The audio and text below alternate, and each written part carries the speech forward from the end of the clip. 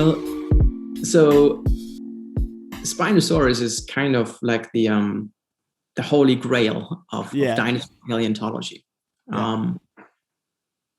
We just had this short glimpse of this amazing animal, and it was just a few bones, not a near complete skeleton or anything like that, but just enough to show that this was a strange dinosaur with a giant sail back, or I should say, a giant sail on its back, and strange crocodile-like jaws, and it was a real giant. That's pretty much all we knew.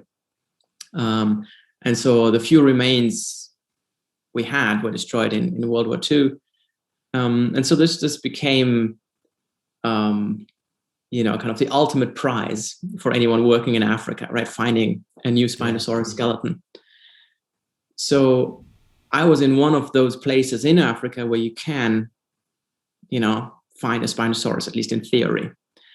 And we're finding, bits and pieces of Spinosaurus, isolated teeth, little bone fragments.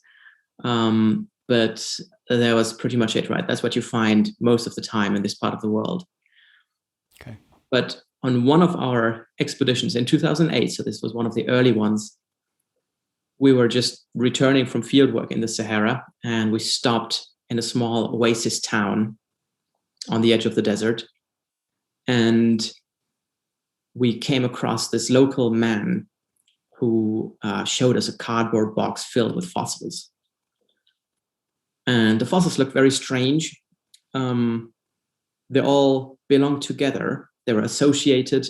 For the most part, they're still encased in sediment, and there was sand and rock and so on. And you could see some bits sticking out here and there. And I looked at these things and I thought, that's unusual to actually find bones that all belong to the same skeleton. But the bones themselves also looked really strange. And there was one piece of bone that was sticking out, and it was a blade-shaped piece of bone, and it was very dense. You could tell by looking at the cross-section. It's very dense bone. And there was a really strange reddish purple line running through the middle. And I'd never seen anything like this before. So I thought, this could be something interesting. Maybe this is a chunk of a rib of a very big plant-eating dinosaur, but maybe, just maybe, this is actually a piece of a Spinosaurus spine, right? Nobody really knew what Spinosaurus spines looked like, certainly not from the inside. Yeah. And so I made sure that these fossils were brought to the paleontology research collection at the University of Casablanca in Morocco. And I thought, maybe one day I'll be able to figure out what this is. And at around the same time, I was also visiting museum collections all around the world to look at fossils of African dinosaurs. I was writing my PhD thesis at the time. And so I was visiting museums, in North America and Europe. And one of the places I visited was the Natural History Museum in Milan, Italy. Mm-hmm. And my Italian colleagues had something very special they wanted to show me. They said that they have a partial skeleton of a dinosaur sitting in their collections. And they told me that this skeleton had been taken out of North Africa, probably Morocco. And they told me that this skeleton probably belongs to Spinosaurus, the lost giant of the Sahara, basically. Yeah. So I was very excited, and they took me to the collections room, and we looked at the bones, and I was just blown away because there were leg bones and foot bones and ribs, skull bones, and I thought, wow, this is amazing. This is, maybe after all these years we have a new skeleton of Spinosaurus. There are quite a few bits missing, but just looking at the big, tall spines, I knew that, this was almost certainly Spinosaurus. But it was exciting, but we also knew that we had a really big challenge, because we didn't know where exactly these fossils were found. And if you're missing this sort of contextual information, your specimen is, I don't want to say worthless, but it really, loses a lot of its scientific value, because you don't really know what the dig site looked like. Was this a dig site with bones of many different sorts of animals, or was it just this one skeleton? Is this a dig site? What does the dig site tell you about the environment the animal lived in? What does it tell you about the age of the fossils, and so on and so on?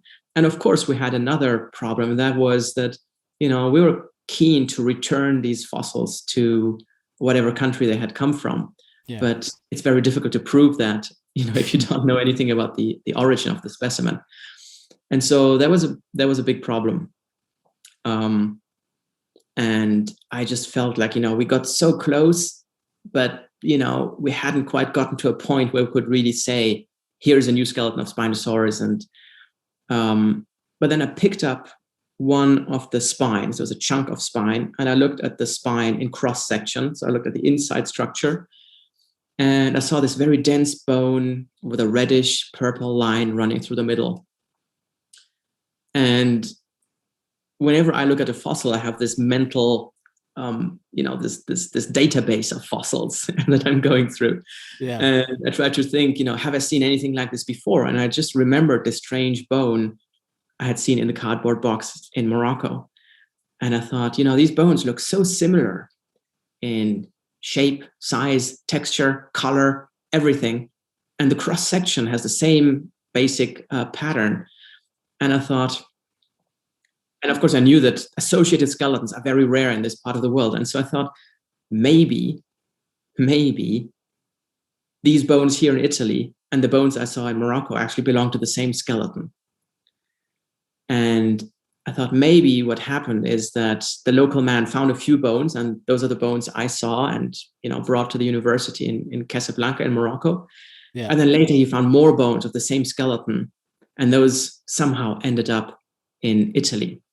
We knew that they had been acquired by an Italian geologist who eventually decided to donate these bones to science, and that's how they ended up in this museum in Milan. Right. And so I thought, if those two sets of bone belong to the same skeleton, and that's a big if, then maybe I can actually figure out where the dig site is located. And in my mind, it sounded pretty straightforward. I thought, well, all I have to do is just find the guy with a cardboard box who had shown us the bones. And, I thought, if I find this guy, then I can confirm whether these two sets of bones belong to the same animal, and we can actually find the dig site. So how long is that after you first saw the bone in the box? It was a few months later. Okay. But the problem was actually going back and looking for this man. That took much longer, because it dawned on me that this was a crazy idea. And it actually took years before I tried to locate the man, because it's, in Morocco, there's a big trade in fossils. There are many, many people in remote parts of the country digging for fossils for a living.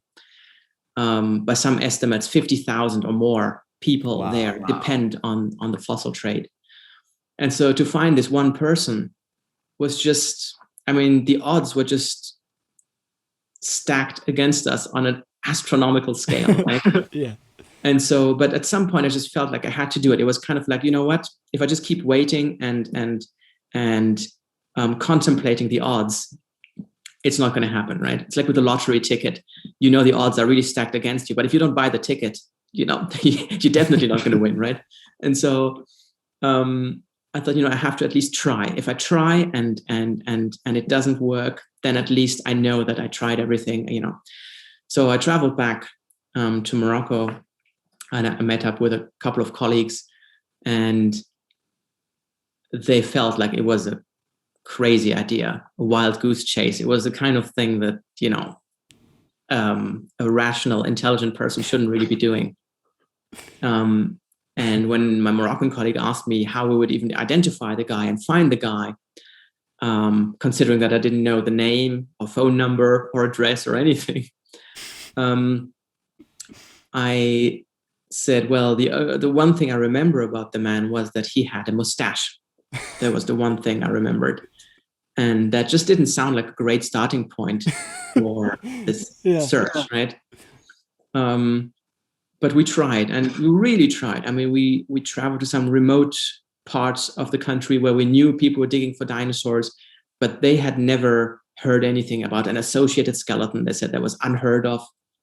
And we just, we just couldn't find, a promising trail. We were just going to all these places, and it just looked like, it was not going to work out. And so on the very last day of our search, we were sitting in a cafe in an oasis town. And I remember very clearly, I just saw basically all my great plans and ideas and dreams just go down the drain. I thought, all these ideas of relocating a Spinosaurus dig site and maybe even finding more bones, not going to happen. And it's a little bit like in the movies, when you have this big dramatic moment where one of the characters is at its lowest point, and then suddenly something happens, right? You think those things only happen in the movies, but right in that moment when I was sitting there and just, this close to throwing in the towel, a person walked past our table, and just, by sheer coincidence, I happened to look in that direction, and I caught a glimpse of his face, and he did have a mustache. And I recognized his face immediately, and so did my Moroccan colleague. And we looked at each other like incredulous, kind of, did we spend too much time in the sun today, or was this actually the guy? And it was like seeing a mirage in the desert or something, right? But we thought, well, we can't possibly both be seeing the same mirage at the same time, right? So let's catch up with the guy. And we did, and he recognized us. And, we started talking, and he said, well, yes, he remembered us. He was the guy who gave us the bones in the cardboard box. And he then said he found many more bones belonging to the same skeleton. And he said he sold these to an Italian. And I just couldn't believe it, right? It was all of a sudden, everything kind of fell into place. Yeah. And the next thing I had to do, of course, was to convince the man to take us to the dig site. As far as he was concerned, he was done with the dig site. He had sold some of the bones. But I told him that for me, it's very important to collect this contextual data I mentioned earlier on. Mm-hmm. And I said, I don't know, I might still find something. And I also said that I would like to return all these fossils to their country of origin. And so we just had this discussion. And at some point, he just kind of looked into the distance, and he said, okay, I'll show you. And he did. And so that's how we identified the Spinosaurus dig site. And I cannot emphasize enough just how special this place is. Yeah. Because you have to remember, this is the only Spinosaurus skeleton in the world. And, I got to the dig site, and I picked up some little bone fragments. And I could tell just from the texture and color, that's our skeleton. Thanks for watching that clip. If you enjoyed it, please subscribe and check out the full episode. All links are in the description. Be nice, be happy, be cool.